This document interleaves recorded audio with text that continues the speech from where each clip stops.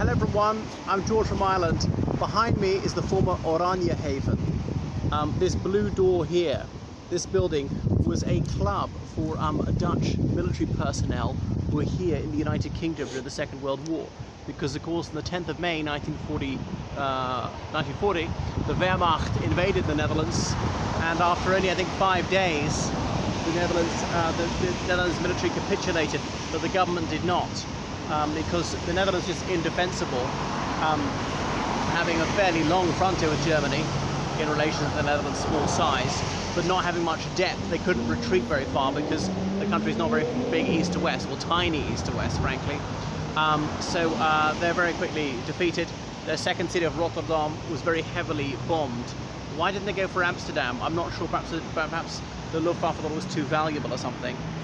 Anyway, so they threw in the towel, and Queen Wilhelmina, she got on a ship. She quickly sailed to the United Kingdom with her Prime Minister, quite a lot of her government ministers. Her husband was a German chap, but there was no doubt that he switched allegiance and he was utterly loyal to the Netherlands. Difficult for him, conflict of loyalties, to think he was killing his compatriots. Some of them would have been friends or even relatives. But Prince Bernhard of the Netherlands, he earnestly did his best to advance the cause of the Dutch. And the Dutch royal house, they lived on Chester Square in Chelsea, right beside where Margaret Thatcher lived decades later.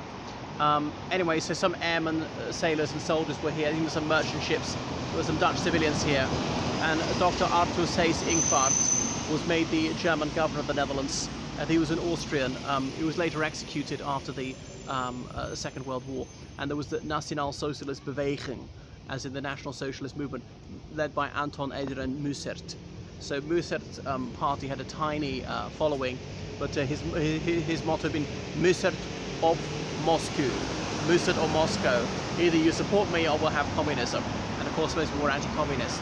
But don't want to say too much about the occupation of the Netherlands, but obviously it was bad for the Dutch people. Not that bad at the beginning, apart from Jewish people who was severely discriminated against and then killed in huge numbers. But obviously got worse as the war went on, the Hunger Winter of 1944.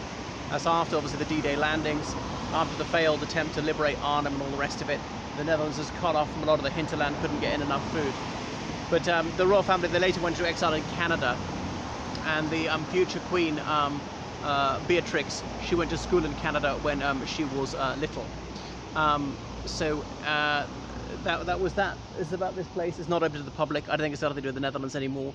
Not a very Dutch style of architecture. It's right beside Hyde Park, and so buses coming in from Oxford or coaches going out to Oxford past it, that's Hyde Park there. So you get an idea of what it's like. The Oranjehaven. What a fascinating little historical phenomenon. Right, toodaloo.